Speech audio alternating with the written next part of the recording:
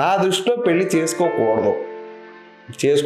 మీ అభిప్రాయం ఏంటో కామెంట్ చేయండి. ఎందుకంటే పెళ్లి చేసుకొని ఏం చేస్తావు నువ్వు, నాకు అర్థం కాదు. ఫస్ట్ మన లైఫ్లో పెళ్ళి అనేది మేజర్ పార్ట్. అంటే ఇప్పుడు చాలామంది 25 ఏళ్ళు 30 ఏళ్ళు పెళ్లి చేసుకుంటారు.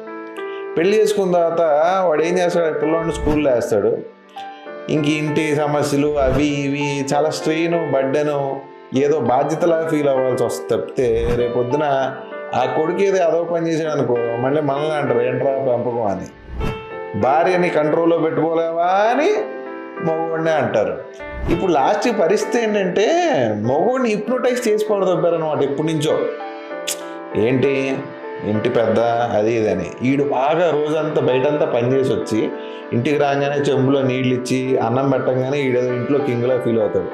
యాక్చువల్గా ఇంట్లో వాళ్ళ కోసం వీడు బొడ్డు చాకిరీ చేస్తాడు అన్న సంగతి ఆడికి తెలియనీయకుండా రెస్పెక్ట్ అనే ముసుగులో మగవాడిని పిచ్చర్వం చేసి ఆడిచ్చారు అనేది నా అభిప్రాయం అనమాట.